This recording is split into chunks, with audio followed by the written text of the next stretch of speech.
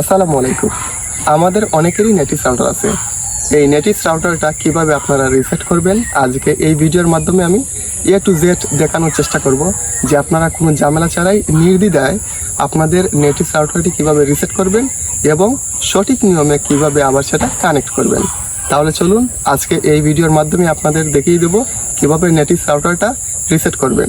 আর হ্যাঁ, অবশ্যই মনে রাখবেন রিসেট করার পূর্বে আইএসপি মানে আপনার ইন্টারনেট সার্ভিস প্রোভাইডারের কাছ থেকে আপনার একটা যে ইউজার নেম এবং পাসওয়ার্ড দেয় সেটা আপনারা অবশ্যই সংগ্রহ করে নেবেন। আমার সংগ্রহ করা আছে, এই জন্য আমি নিজেই রাউটারটি রিসেট করে আমাদের অডিয়েন্সদের সবার কাছে আমি দেখাতে চাই যে রাউটারটা সঠিক নিয়মে কিভাবে রিসেট করা যায়। আমি মাসুম আছি আপনাদের সাথে, আপনারা দেখছেন মাসুম ওয়াইফাই। প্রথমে আপনাদের রাউটারে ইন্টারনেট কানেকশন কেবল এবং পাওয়ার কেবলটা আপনারা কানেকশন দিয়ে রাখবেন। এই কালো লাইনটা হচ্ছে আমার পাওয়ার কেবল এবং সাদা লাইনটা হচ্ছে ইন্টারনেট কানেকশন কেবল। তারপর আপনাদের ওই যে একটা ছোট্ট একটি চুইস অপশনের মতো দেখাচ্ছে, এটা হচ্ছে ডিফল্ট। ওইখানে আপনারা 20 থেকে 30 সেকেন্ড আপনারা যদি চাপ দিয়ে ধরে রাখেন আপনাদের রাউটারটা রিসেট হয়ে যাবে।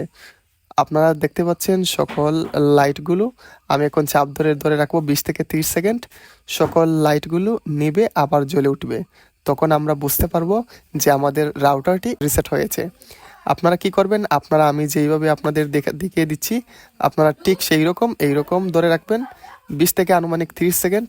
এইরকম ধরে রাখলে রাউটারটা রিসেট হয়ে যাবে। রিসেট করার পর আপনারা কি করবেন সেই প্রসেসটা আমরা এক্ষুনি মোবাইল স্ক্রিনে গিয়ে দেখবো কিভাবে আপনারা সেই রাউটারটা আবার সুন্দর করে সেট আপ করবেন খুব সহজেই। আপনারা দেখতে পাচ্ছেন আমি নেটিস রাউটারটি এখন রিসেট দিয়ে চলে যাচ্ছি মোবাইল স্ক্রিনে। আপনারা ভালোভাবে দেখুন, আপনারাও বুঝতে পারবেন। আমি চলে আসলাম মোবাইল স্ক্রিনে। মোবাইল স্ক্রিনে এসে আমার এই যে ওয়াইফাইটা কানেক্ট করব। ওয়াইফাইটা কানেক্ট করে ওই যে ইউজার নেম এবং পাসওয়ার্ডটা আপনারা দিয়ে রাখবেন আপনাদের আইএসপি মানে ইন্টারনেট সার্ভিস প্রোভাইডারের কাছ থেকে কি ইউজার নেম এবং পাসওয়ার্ডটা দিয়েছিলেন। তারপর ওইখানে আমরা সুন্দর করে সেট আপ করে নিব। এই যে ওইখানে আমি আমার ওয়াইফাইয়ের নামটা দিলাম এবং নিচে একটা পাসওয়ার্ড যদি দিয়ে দিই তারপর সম্পূর্ণ সেট আপ হয়ে যাবে। তারপর আমি যে কোনো মোবাইলে যদি সেই পাসওয়ার্ডটা দিয়ে কানেক্ট করি আমার ওয়াইফাইয়ের সেট আপ হয়ে যাবে এবং অন্যান্য মোবাইলে আমি পাসওয়ার্ড দিয়ে কানেক্ট করতে পারবো অতি সহজেই। আর আপনারা কি করবেন, আপনাদের আগে ইন্টারনেট সার্ভিস প্রোভাইডারের কাছ থেকে ইউজার নেম আর পাসওয়ার্ডটা আপনারা যদি সংগ্রহ করে রাখেন সবসময় আপনাদের রিসেট করতে কোনো ঝামেলা হবে না। আর রিসেট করার পর সেট আপ করতে তেমন আহামরি কোনো কষ্টই নেই।